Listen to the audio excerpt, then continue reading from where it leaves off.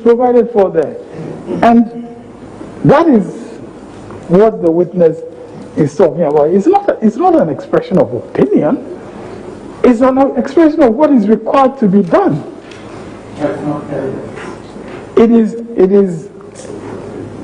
an expression of what is required to be done, and evidence is then provided on the basis of that. So my Lord,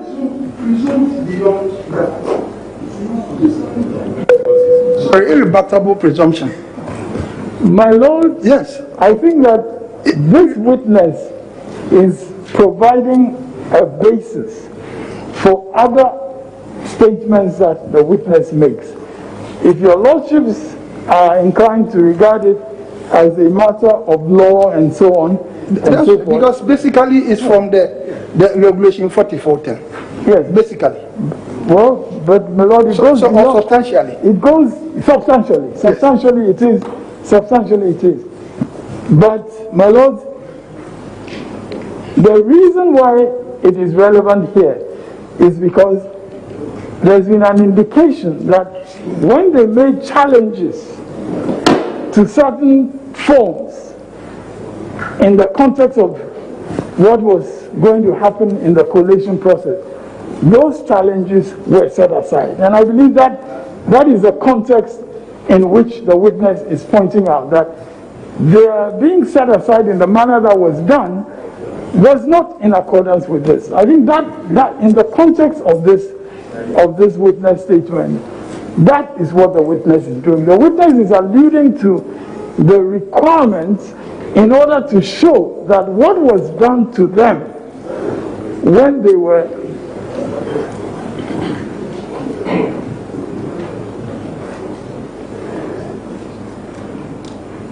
so the witness is alluding to this in order to show that what was done to them when they queried collation results from the regional levels in paragraph 10, what was done to them was not in accordance with what the witness is saying is required in paragraph 12. Now, your lordships indeed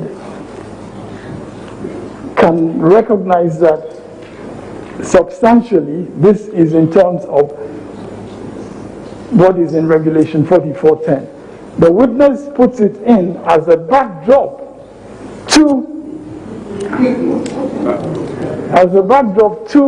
what he is saying about what they were denied in the room.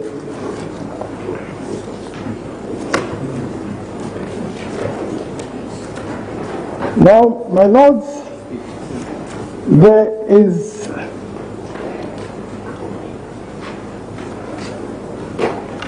in my notes, the next one is paragraph 15.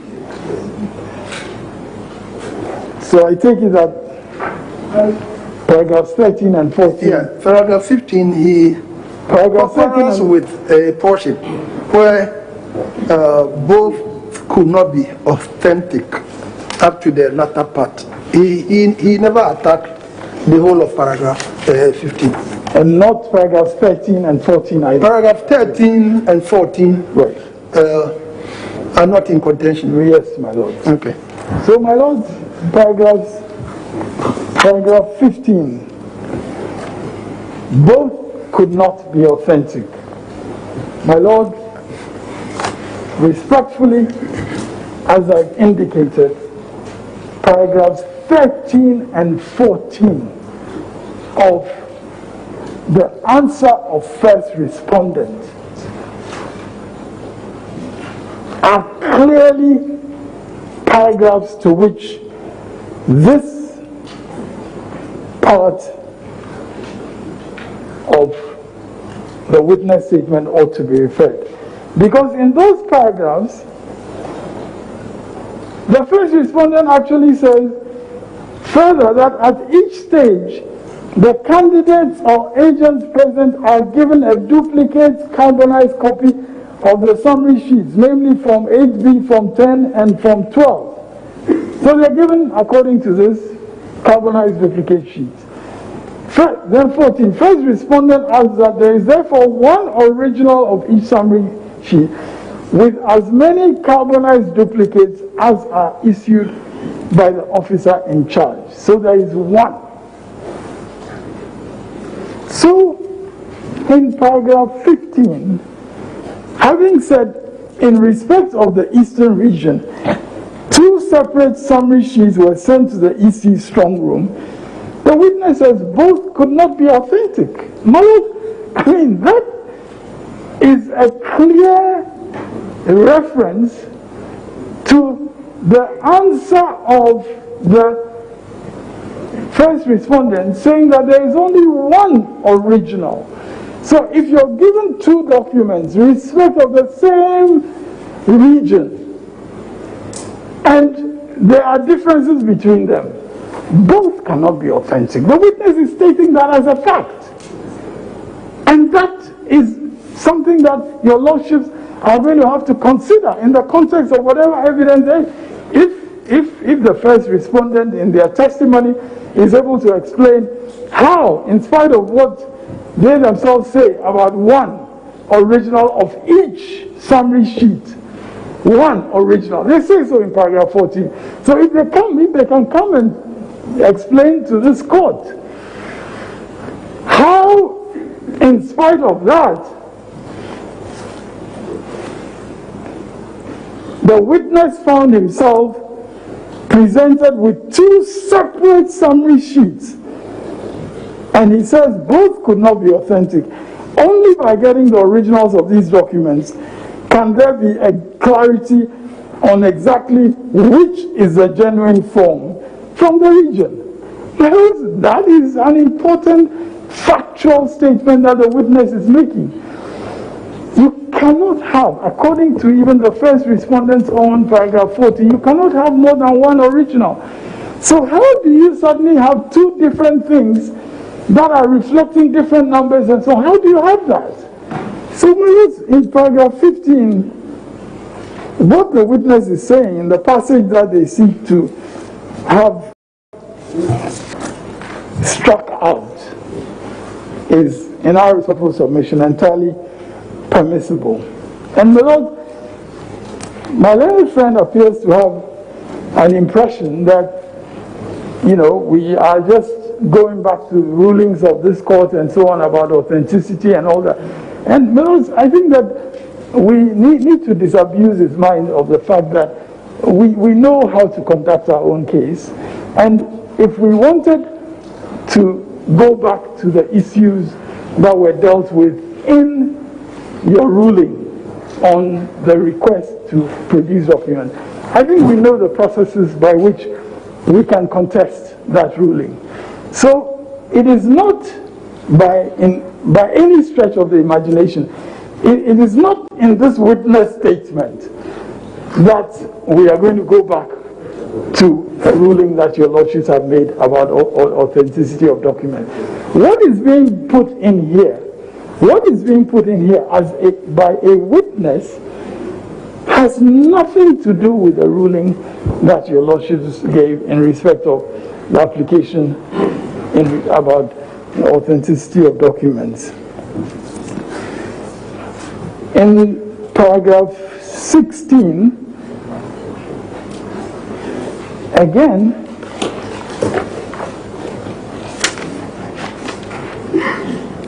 your lordships will see that what the witness is actually saying in paragraph 16 is extremely pertinent to paragraph 38 of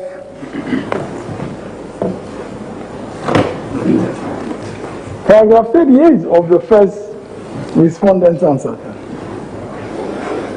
Because the witness in paragraph 16 is saying, in respect of the greater Accra region, we observed that the total votes given to the petitioner, which is meant to be based on the sum of all votes, on the face of the regional summary sheets presented, was less than his actual total. Well, that's a very important statement of fact. We also observed that the regional summary sheets published by the EC while the process was ongoing had different figures compared to the one given to us in the National Collation Center. And my lords, as I'm suggesting, if you look at paragraph 38,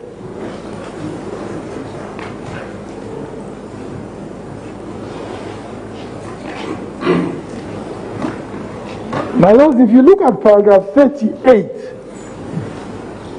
of the first respondent's answer, it is quite clear that in respect of Greater Accra, there were a number of issues to which the witness is entitled to provide factual testimony.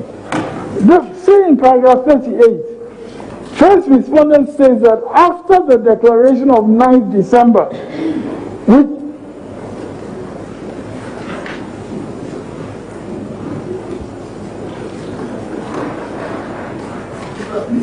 after the declaration of 9th December, 4 constituencies. So first respondent is trying to give an explanation, in effect, of some of the issues related to Greater Accra, about which, again, your lordships had a lot of cross-examination of petitioner's witness. First respondent here says, after the declaration of 9th December 2020, 4 constituencies in the Greater Accra region reported an update in the results announced in those constituencies, a net difference of 1,651. That update was factored into the 10th December 2020 press release, but it did not have a material effect on the overall result as declared. This is what the first respondent is seeking to provide by way of explanation. How can it not be permissible for the witness of the petitioner to give his account of the problems that they encountered in the strong room in relation to the collation? Because by this time, the declaration had not taken place. And so, whatever steps needed to be taken to ensure a proper collation, the witness for the petitioner and his colleague were seeking to have these matters addressed beforehand. And my lords, I mean, this makes his evidence even more germane in terms of the issues in this case, because the issues relate to the 9th of December declaration and the fact that effectively there is an admission by the first respondents that yes, there is an error in respect of what we stated to be total valid votes cast. That is their case. That yes, we admit that there is an error and we sought to correct it the next day. And they are providing in 38 further explanations of how they sought to make the corrections and so on.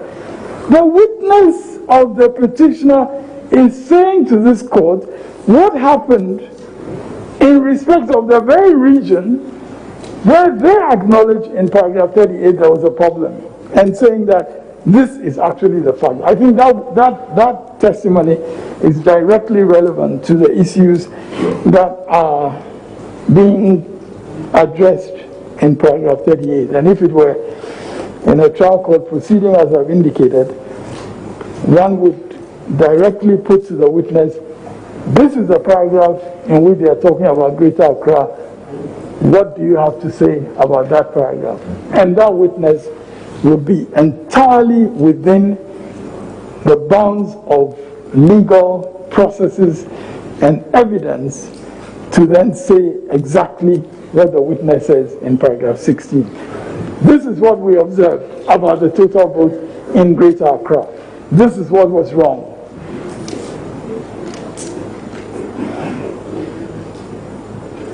In paragraph 17, My understanding is that it's from the second sentence.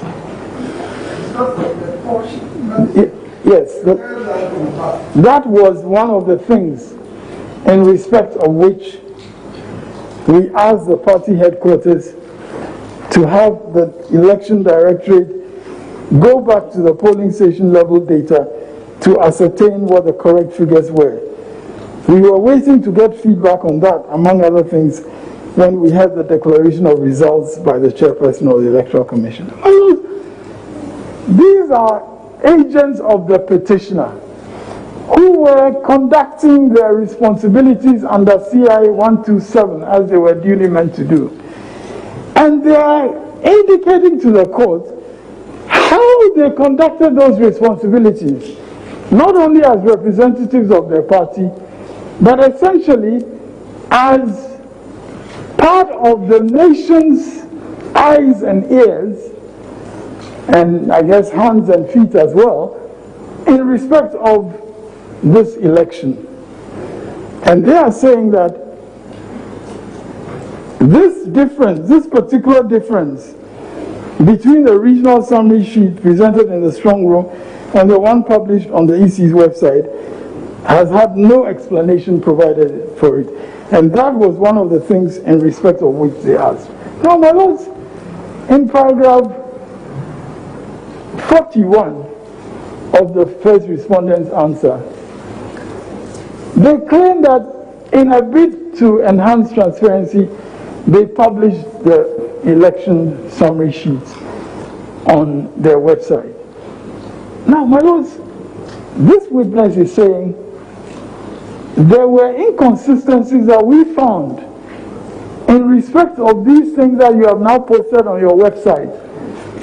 And you did not provide an appropriate explanation for them. So it does not enhance transparency if you publish things that you have arrived at in a non-transparent manner, and then you say it enhances transparency. You didn't allow these matters to be dealt with in the context in which they had to be dealt with. Then you are saying that after the event you publish those things and that enhances transparency. My lords, I cannot for the life of me understand how you fail at the point where you are required to be transparent and to engage these agents with the appropriate answer. You fail to do that as is being alleged. And then you're saying that they can't come to court and say, these are matters on which I try to get the correct information in order to use to ensure that the transparent thing was done. Why can they not say to this court, that was one of the things in respect of which we asked the party headquarters to have the election directorate go back? Because, my lord, what is assembled and collated at the national level, as we have in fact heard many times in this court, comes from the polling station level. So if the witness is, again, drawing attention to what he sought to do, what he and his colleagues sought to do, in order to ensure that they could be effective participants in this process, I cannot see how that can be a basis for an objection to his. And my lords will notice that the witness says in the last sentence of paragraph 17,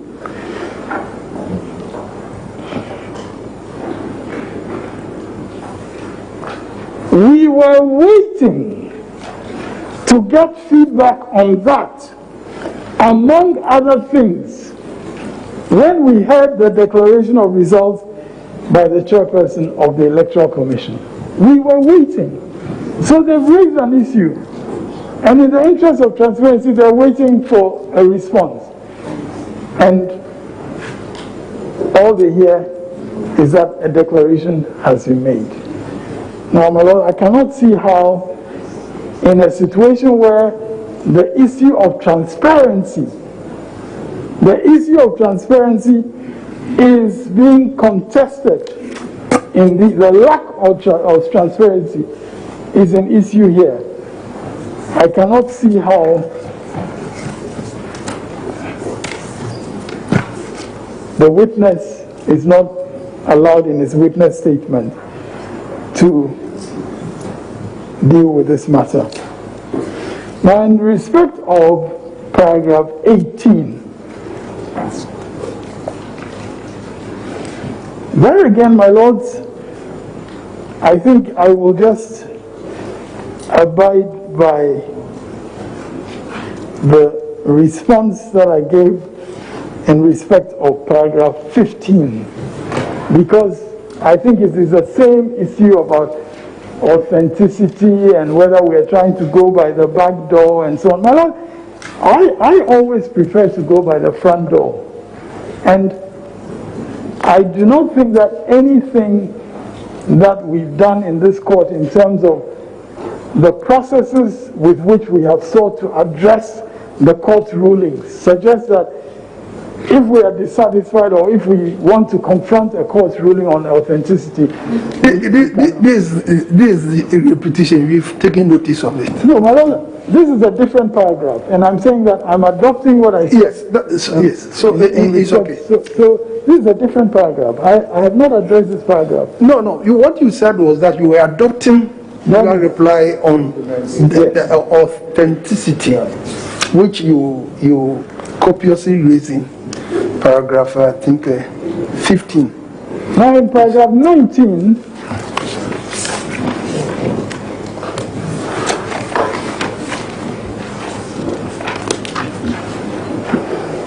here again, the witness is talking about something that he did, which he found to be in error. There had been a complaint duly made. And maybe, my lords, again, I will take it with 20. I'll take it together with 20 so that, yes, I'll take it together with 20 to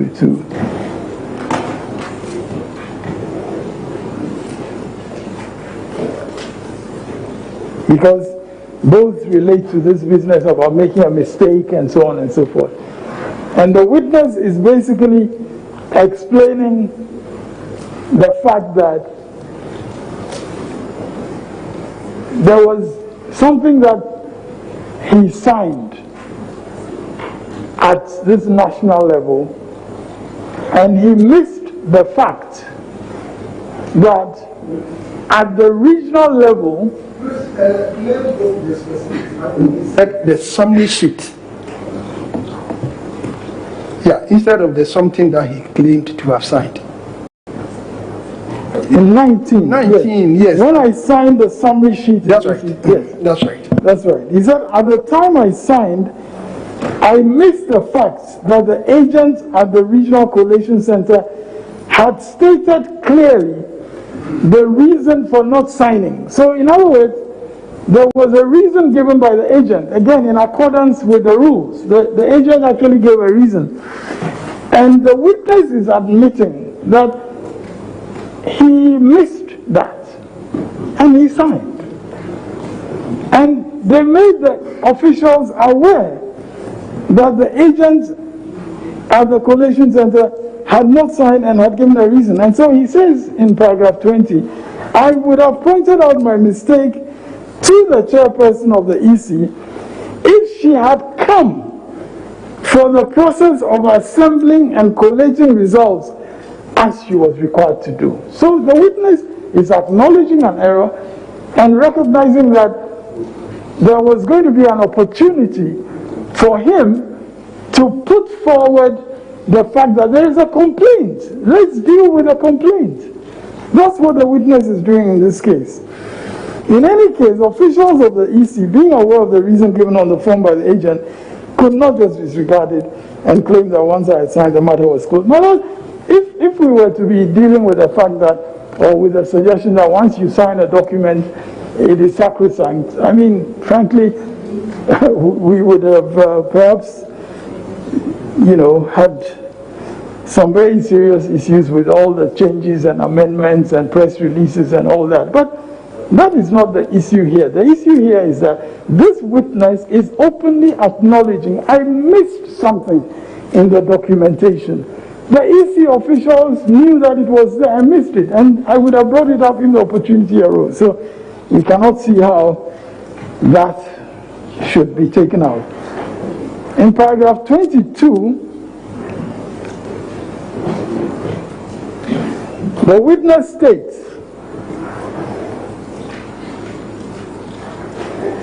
it was in the light on the experiences. I'm sure that it must be off, but it was in the light on the experiences, what's there, of different regional certification processes and the posture of the EC officials in the strong room on 9th December 2020, that on behalf of my colleague and myself, I sought to consult with the chairperson of the EC, the returning officer herself. So, my Lord, he is testifying to why he sought to consult with the returning officer. And he goes on to explain that he needed to receive feedback on what he had conveyed to her the previous day. Particularly as I learned from officials at the NDC headquarters before I got to the EC headquarters on 9, that there was likely to be a stakeholder meeting of key players in the presidential elections with participation of local and international observers, media and civil society groups, and the EC to address concerns that the NDC addressed. Well, all this is evidence in respect of what matters had arisen in the strong room which he sought to take up, and which again provided the context of his meeting with the chairperson of the EC. This was testified to by Dr. Pesa White. No objection was raised when it was testified to by Dr. Pesa White.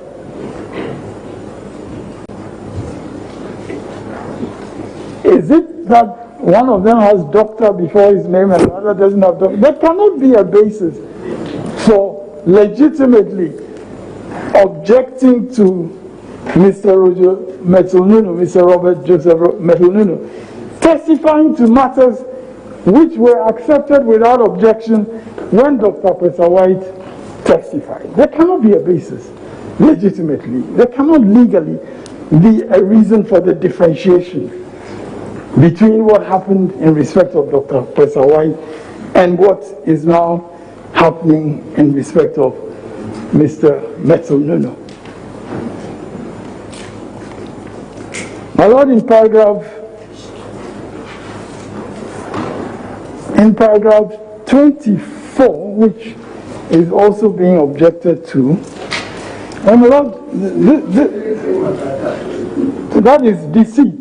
This was something about deceit. This was something about deceit, that we are talking about deceit. My Lords, in none of the paragraphs 24, 29, 30, 31 that my learned friend referred to, in none of those paragraphs is there any allegation of deceit.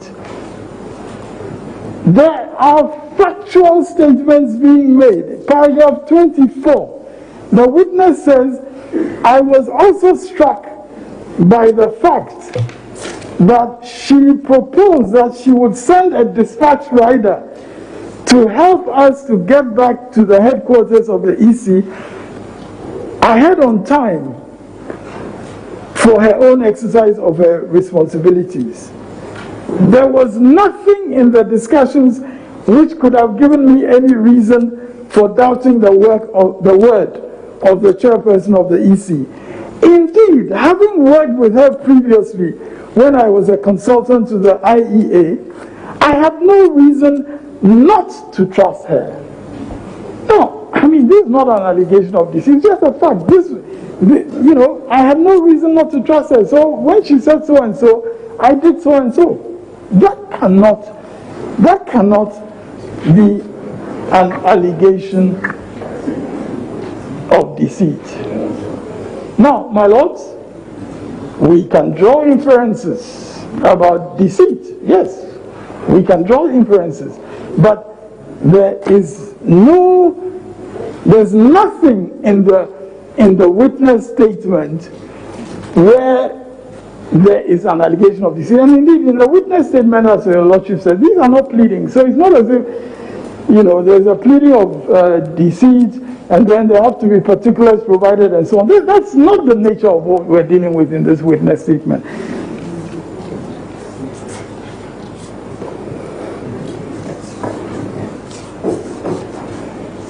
My lords, again, it is significant that in the case of Dr. Kwesa White, he stated under cross-examination categorically that he felt they had been deceived. He did say that. Dr. Kwesa White said that. He stated that. He felt that they had been deceived. Now, and he stated that in response to questions in cross-examination. But what we are dealing with here, respectfully, is evidence in chief of this witness. And he has not made anything on the basis of which it could be said that some pleadings should be amended for further particulars. And my lords, I would want to respectfully submit that in 24 as well as, and those, obviously there is relevance in all this, and it is quite clear that it is the powerful relevance of all these statements that the witness is making in the witness statement, the powerful relevance of that the respondents are seeking to run away from. Because, my lords, it is powerfully relevant. Please, the language is too tough in a court of law. They cannot run away from. My lords, no, please.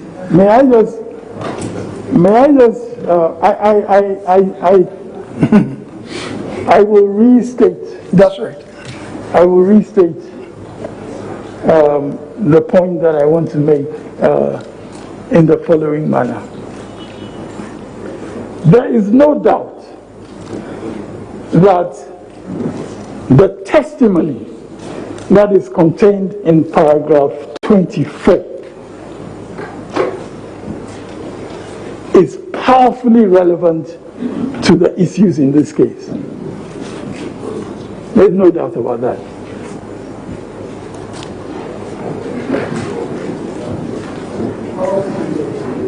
It's powerfully relevant to the issues in this case. And what my learned friends, in my respectful submission,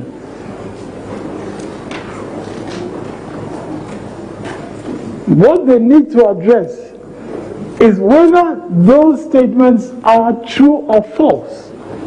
And those are matters which will be dealt with in the context of the further proceedings in this court. So your lordships will have the opportunity to assess. You will have the opportunity to assess whether what this witness is saying is truthful and therefore relevant in the powerful way that I'm suggesting to a determination of the matters before you.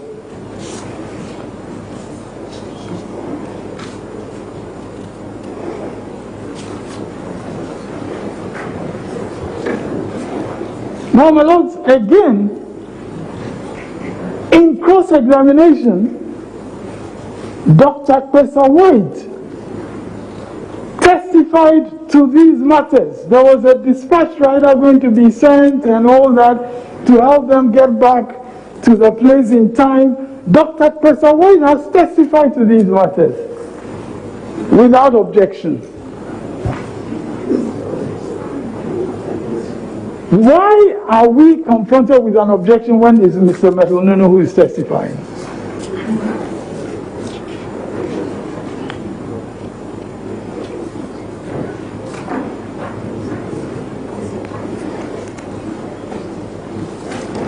More.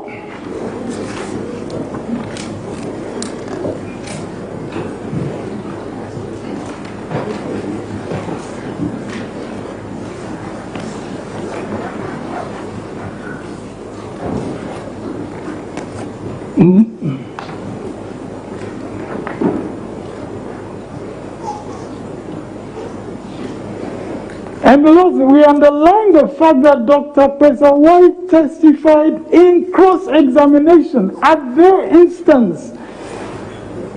So, not only did they not object, but they invited the answer. They wanted the truth on that occasion. They wanted the truth from Dr. Pesa White. They said, what you're saying is not true. They put that to Dr. Pesa White. And he then testified that this is true. He testified, why would I say this if we did this and that? We left our bags there and so on and so forth. Why would I? No. So all that was at their own invitation. Now we have a witness who is testifying to the same matters, and now they are objecting to this witness testifying it. And this is why I stress that this is not an objection based on the lack of personal knowledge. It's not. And in fact, in their cross-examination, they sought, again, to make an issue of the fact that Dr. Pesa White is not the person who spoke directly to the chairperson of the Fed. They sought to make much of that. Here is a witness who spoke directly to her. Can his testimony not be taken? On what grounds? They did not object. They actually, I move on to 25. And my lords, this is again extremely pertinent, extremely relevant. The witness says, I returned to the strong room after my meeting with the chairperson of the EC and made it known to those present, including to the observers and other presidential candidate representatives and the EC strong room coordinator, that we had been sent to convey a message to the NDC presidential candidate. My colleague and I only left the premises of the Electoral Commission at the instance of the chairperson of the Electoral Commission to go and meet with the petitioner. We had absolutely no other reason to leave. We left our belongings, including computers and bags, in the strong room at the time we left. My colleague left his vehicle at the premises of the EC. Now, Manu, what has this testimony, what has it got to do with allegations of deceit or whatever? We left. We returned to the strong room after the meeting. I, the one who went and spoke to the person, I told everybody in the place that this is what happened.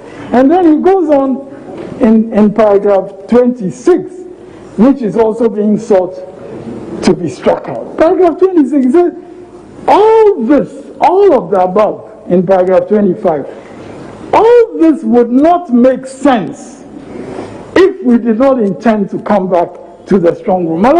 In fact, the second petitioner's witness also made similar statements. Why would he leave his stuff in there if he didn't intend to come back? And in the case of this particular witness, he adds, again, a very pertinent, very relevant piece of information. He says, indeed, Mr. McMenu, who is representing the second respondent in this case, acknowledged in a television interview on Metro TV that he knew we were coming back, and said so to a colleague of ours who came to the strong room after we had left. Our colleague came specifically to give me a change of shirts I had requested for since we had been in the strong room from the evening of 7 December 2020. I attach here with a recording of that interview, marked McMenu. My Lord, I heard him submitted that they were not on the basis that they were not supported by the pleadings.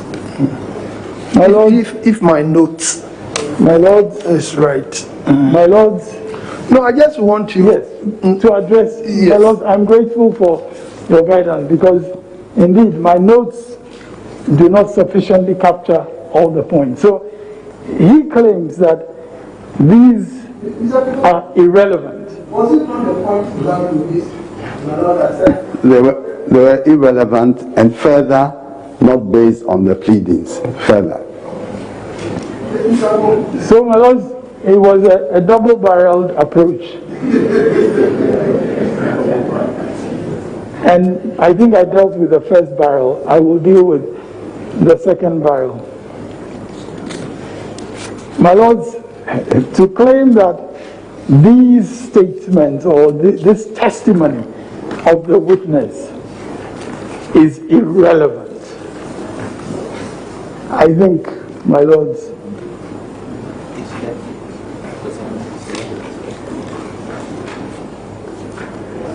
is difficult to appreciate in a context where, one,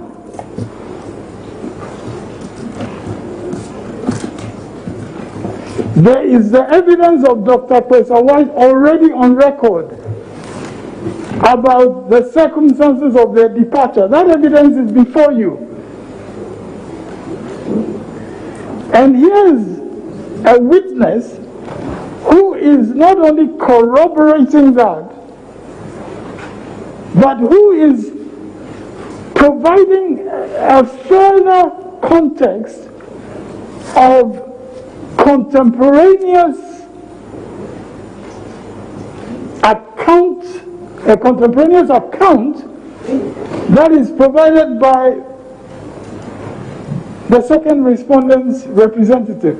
Well, my lords, as far as I can remember, admissions that are made by the other side are very important evidence when you are dealing especially with issues of credibility. Because if you are saying that this is what happened, counsel for first respondent cross-examination, it cannot have happened, it did not happen, you just sneaked away, you melted away, all kinds of words were used.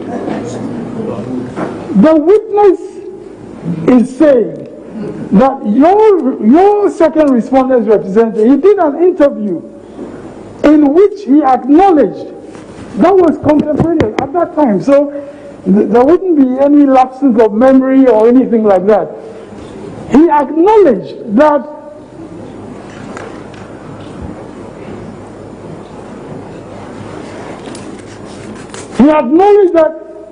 he knew that we were going to come back, and he boldly and truthfully, you know, and Lord, we have to commend the truthfulness of Mr. McMenu. At this stage, Lord, I think it goes to question. very well, very well, very well. I think that's about it.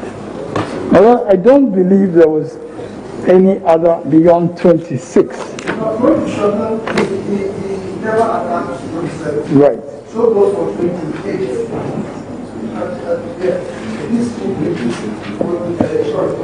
positions were not. Right. So we are left with 29, 30, and 31, and maybe I will take, yes, I will also lump them together. And my recollection is that this was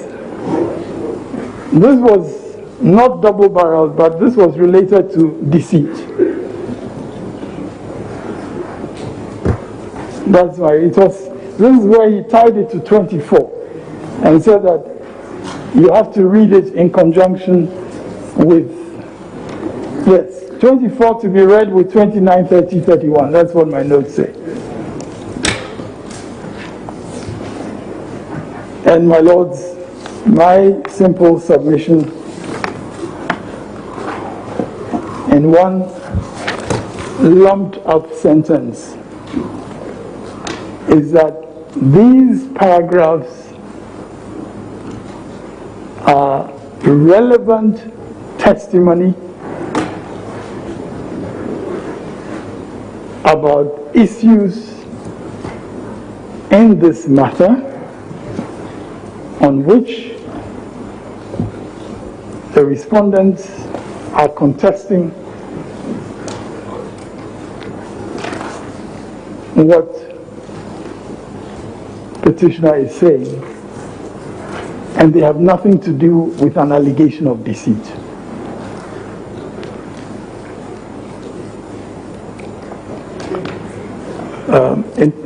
I'm sorry if it's too long a sentence already. I'm sure the professors don't like long sentences, but very well, very well, very well.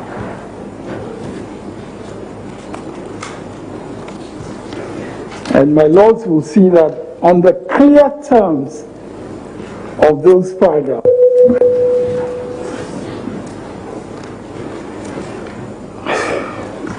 29. Yet my colleague and I realized with shock on our reaching the residence of the petitioner that the EC chairperson was in the process of announcing results. These are just statements of facts. 30. Petitioner naturally asked so and so, then testified to the fact that he made attempts to reach, and so on. And in conclusion, 31, he says, I still cannot believe, and so on and so forth. And my lord, this again is regarding the credibility of the evidence that he's giving. He says, I cannot believe that because so and so. And he goes back, and my lord, this is very significant in paragraph 31, if I may say so. He says that since 1992, I have personally represented the NDC and its respective flag bearers in the strong room for various presidential elections. I have always played my part honestly and in a principled manner in election processes in the country, regardless of my own preferences, and been part of election outcomes in which my candidate won and where my candidate lost. My lord, that is again a witness who is using his experience in order to help this court to arrive at the truth. Now, my lord, paragraph 32 is not objected to. Yes,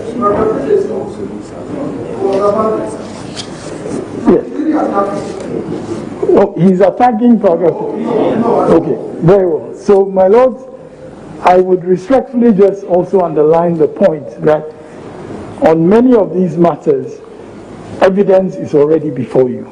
And that evidence largely came out of cross-examination. That will be all.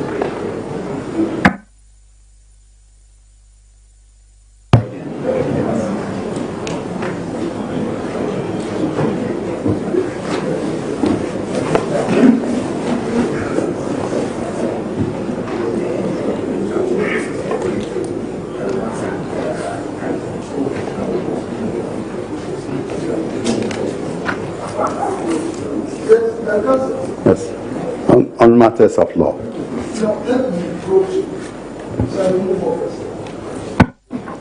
Yes, do you have any point of law to raise by way of reply?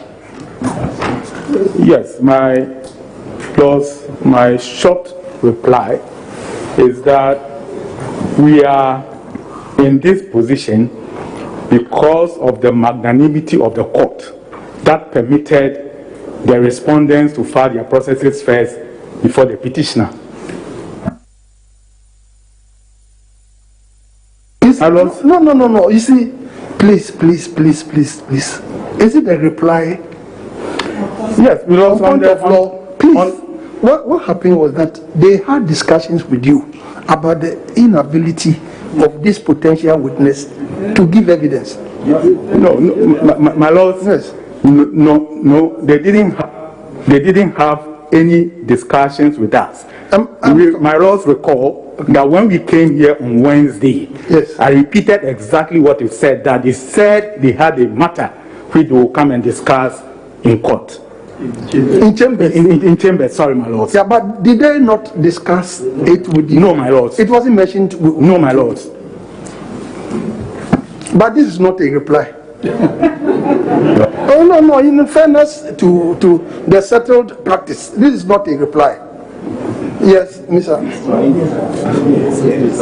My lords, I agree with my learned colleague on the other side that the rules under which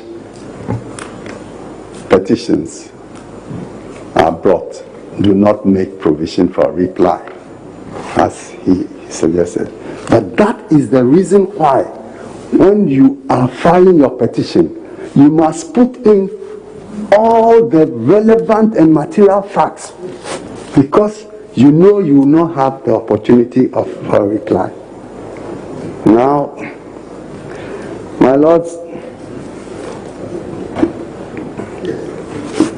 all the paragraphs of the witness statement that we are taking objection to, in our view, relate to material facts, and there ought to have been a pleading of those facts in the petition. Then it will give the opportunity for them to elaborate those facts in their witness statement. In fairness to the petitioners, you see, most of these depositions, arose out of the evidence of Dr. Pesar White. But cross-examination. But my lord, but my lord, that actually shows that this witness statement is an attempt to close the problems of Pesar White's cross-examination. Mr. Silvi, please.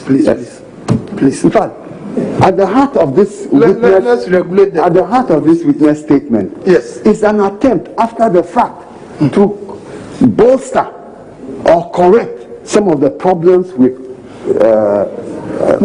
Dr. Pesar White's thing. But that was not. No, was there no admission from Pesar White that he was there with this potential witness? My lord, what we are saying is... No.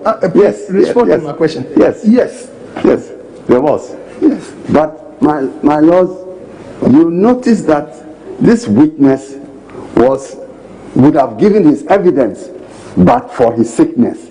But somehow, as soon as Dr. Pesar White finished his evidence in chief and was cross-examined, they brought him in. But that's beyond the point anyway.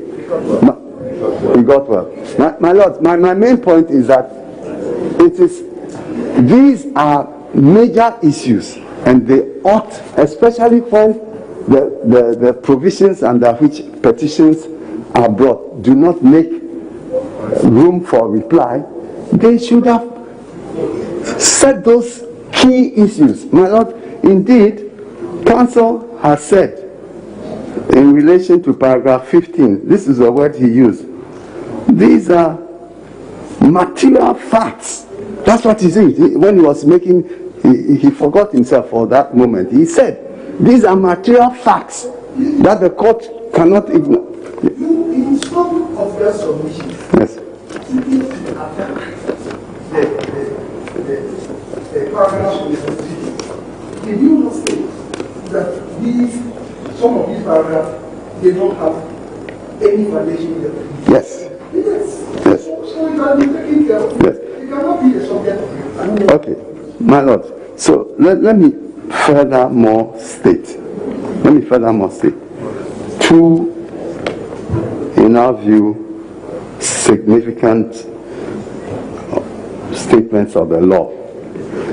First is that they are under an obligation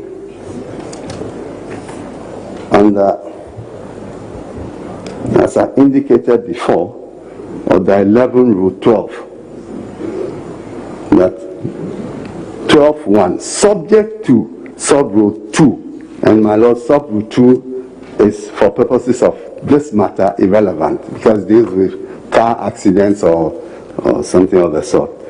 Every pleading shall contain the necessary particulars of any claim or defense or other matter pleaded, including but without limitation to the generality of the foregoing. And then it talks about misrepresentation, fraud, and so on. So we are saying this is not pleading. We are not dealing with pleadings. It's evidence. There could have been formal application. You have some. Please bear with me. There could have been a formal application at your instance to seek the striking out of some of the paragraphs in the pleadings. We've gone beyond that. Yes. Evidence is being amassed. We are just assembling evidence for the determination of this case. And you drew attention to the fact that some of these paragraphs in the witness statements are not supported by the pleadings. Yes. That doesn't mean that you are attacking the pleading. No. There could be deficiencies in the pleadings, but that is normal. But that, you didn't attack the pleadings. So you cannot be referring us to my Lord, the laws as they stand on pleadings. No, my Lord, yes. my point here is that for the petitioner to be able to say in his witness statement what we have in his witness statement, he must first point to paragraphs in his pleadings, and those paragraphs must provide particulars.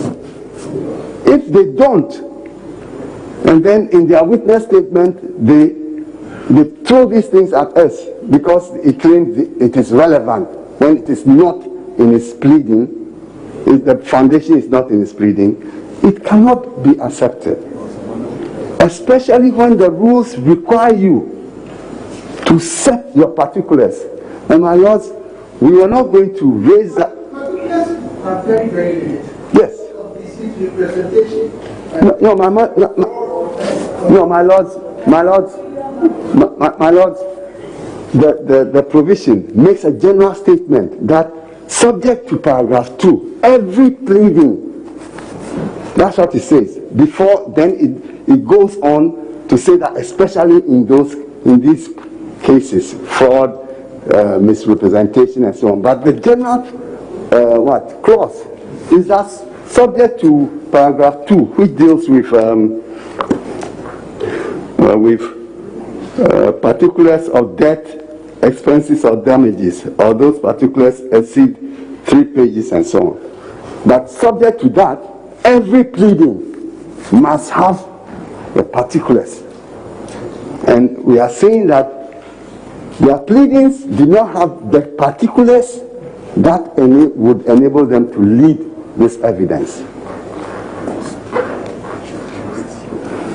And my lords, again, we refer your lordships to. Please, have you noticed any of this in the pleading of the first respondent? My lords, in the first place, he has referred to certain paragraphs in the pleadings as the basis. I'm saying that those paragraphs should have, if they are referable, they should have the particulars. Those paragraphs he referred to as giving him the foundation to lead this kind of evidence. If those paragraphs are actually relevant, they should have had particulars. That is the point we are making. There are no particulars. Please. Now, my lords,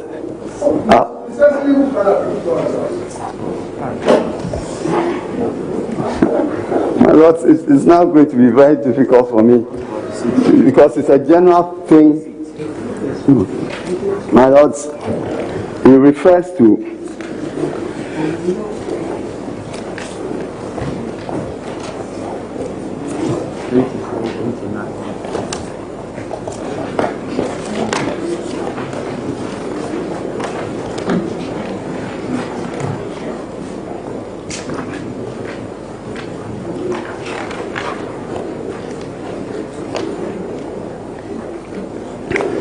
So, my lords, if you take, I believe, paragraph 23, which was one of them, the only particular referred to is that rather unusual way of exhibiting a document, Exhibit B. It has nothing to do with these matters. Yes, 23. Yes. Yes. Now, my lords, again, you refer to Article 296. Oh, that's the constitutional provision. Yes, but about discretion, exercise of discretion. Yes, but he doesn't particularize. He's seeking to lead the constitutional provision must be read as a whole. Yes. You don't have to particularize it. No. It must be read as a whole. If you are talking of Article 1, yes, and it is in contention, you read it as a whole to appreciate whatever meaning. But my lords, having raised the matter of violation of Article 296, as part of his pleading, in my view, he ought to have particularized what exactly were the violations. Yes, precisely. Yes. So what does Article 296? What does it say? It is talking about discretion, fair exercise of discretion. Yes. That is all. Yes. So you look at it in the context. You look at it. Yes. My lords, again,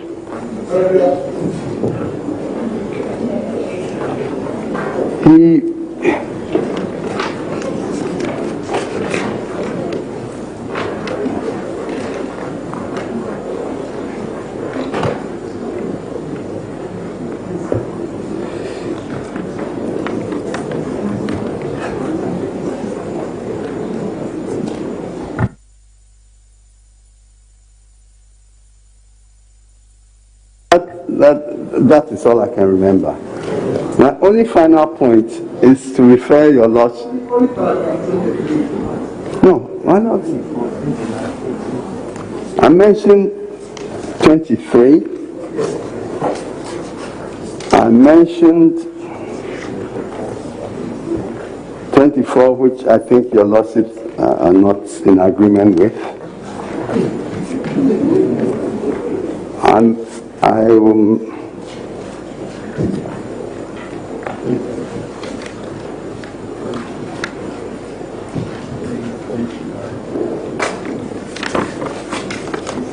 My lords, I think my lords will see that there does not appear to be any pleading in respect of different summary sheets for the same region. There's nothing like that in his pleadings.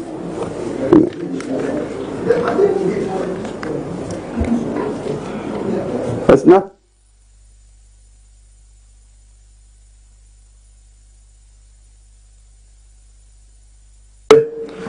Ask any question about this Ayesu Ano. My Lord, where they had two. Yes, the second one sought to correct the first one. Yes, my Lord, I was then cross-examining Mr. Isiedun Ketia. Yes. And then I took him through his Exhibit D. Yes. And explained away Ayensuanu, which was in his Exhibit E. Yes. Yes. Yes. But not Professor White. It was Mr. Isiedun Ketia, I remember. That is so, it was Mr. Isiedun Ketia, not Professor White.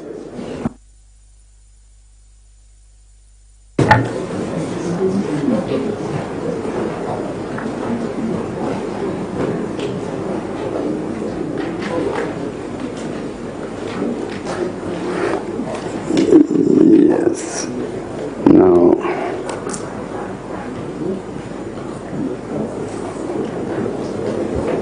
Well, that, as I said, I would like to refer your lordship to section 52A of the Evidence Act, which reads as follows. 52A of the Evidence Act.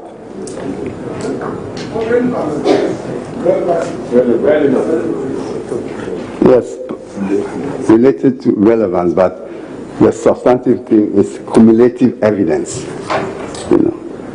The court, in its discretion, may exclude relevant evidence if the probative value of the evidence is substantially outweighed by considerations of undue delay, a waste of time, or needless presentation of cumulative evidence. My Lord, the large portion of the paragraphs of the witness statement we are sought to attack involve cumulative evidence. Yes. The large part of the paragraphs, cumulative evidence in relation to what Dr. Pesa White, the evidence that Dr. Pesa White had already given.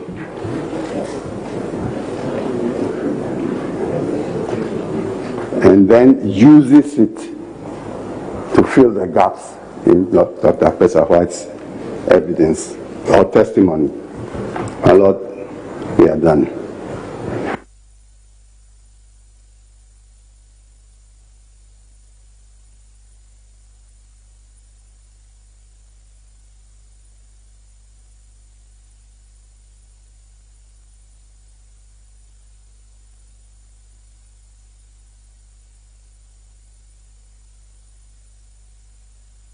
Our ruling. All rise.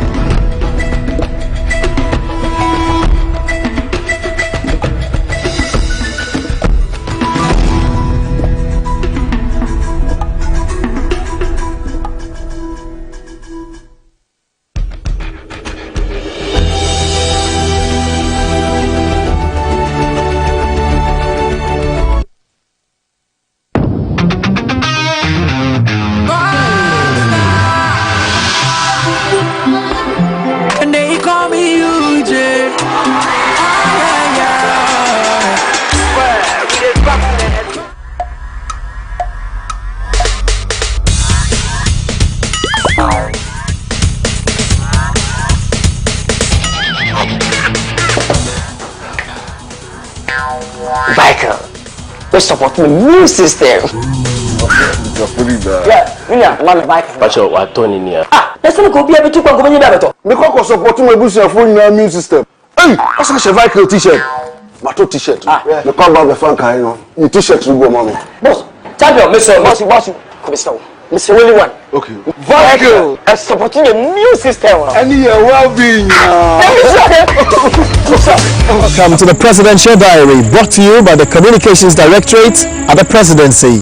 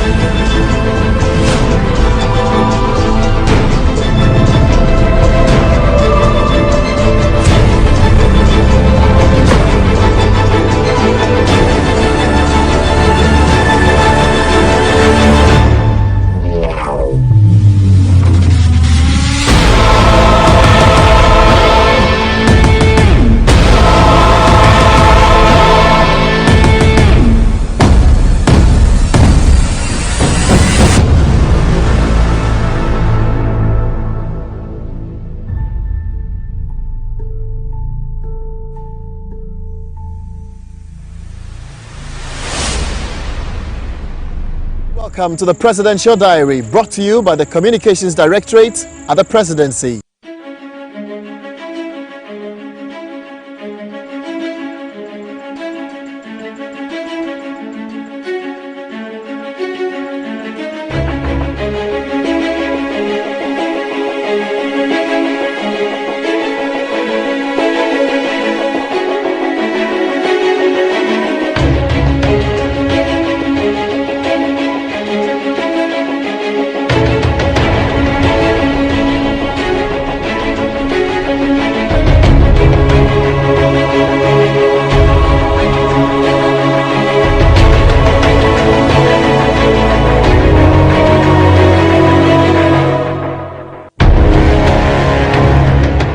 Watch the Presidential Diary this and every Tuesday at 2 p.m.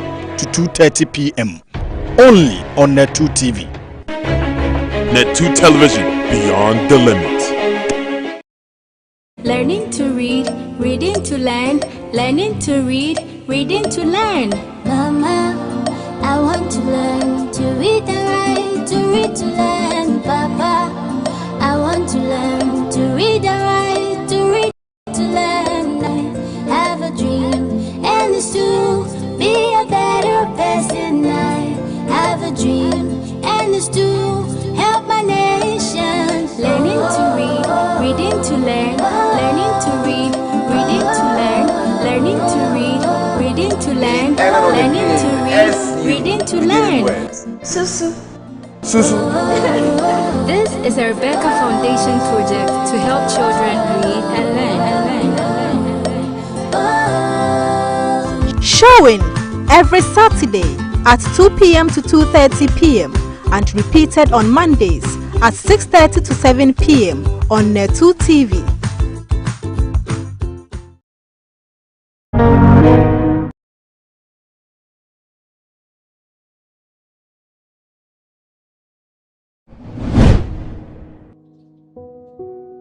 Log on to www.net2tvgh.com for your local news and politics, business, entertainment,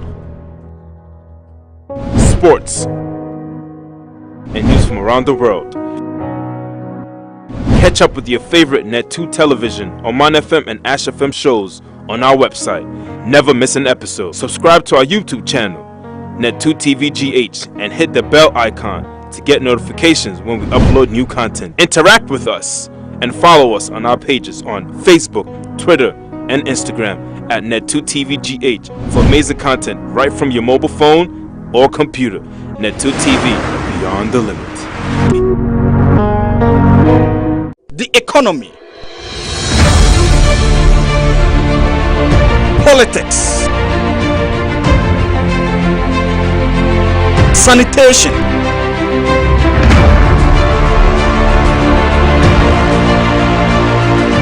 agriculture,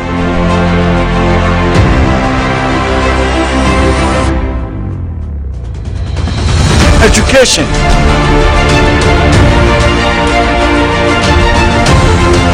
join me Monday to Friday as we dialogue on issue-based politics, live on the Dialogue Show. Watch the Dialogue Show from Monday to Friday at 7:30 a.m. to 9:20 a.m.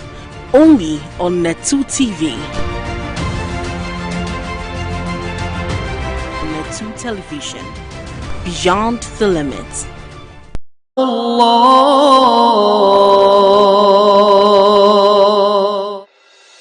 Assalamu alaikum wa rahmatullahi ta'ala wa barakatuh. Jama'a bayin Allah masu kallon mu, ni ne naku Abu Karim. Alhamdulillah. Lokaci ya kai zamu so makawa muku shirye-shirye a nan television Net2 in Allah ya yarda. Nan muna so mu gane wane ne Allah subhanahu wa ta'ala. Bayan wannan kuma mu gane menene Qur'ani. Bayan wannan kuma muna so mu gane wane ne Annabi Muhammad sallallahu alaihi wasallam. Bayan wannan kuma mun duba yaya za a yi in yi so yaranmu su gane Qur'ani. Bayan wannan kuma mun kawo muku shani siyasa. Bayan wannan kuma mu kawo muku batun abincin gargajiya na zango, yanda za a yi mu gane zama cikin zango in so zamantattayyar mu yayi kyau cikin zango. Ni ne naku Abu Karim. Wassalamu alaikum. Watch Asrats every Wednesday 6 p.m. to 7 p.m. Repeats Thursday 6 p.m. to 7 p.m. only on Net2 TV.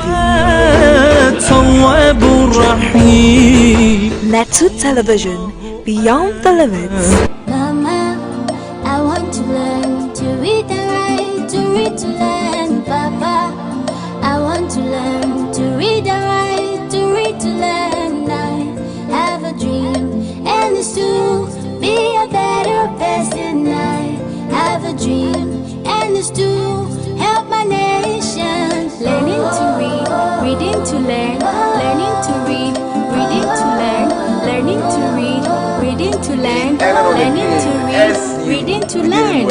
Susu. Susu. This is a Rebecca Foundation project to help children read and learn. Showing every Saturday at 2 p.m. to 2:30 p.m. and repeated on Mondays at 6:30 to 7 p.m. on Net2 TV.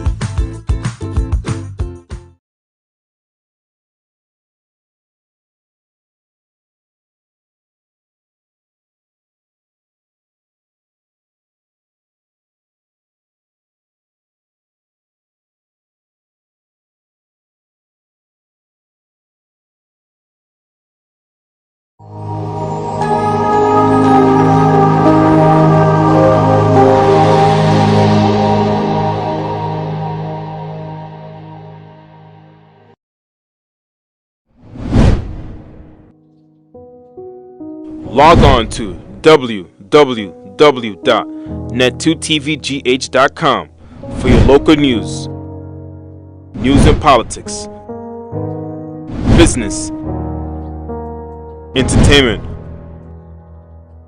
sports, and news from around the world.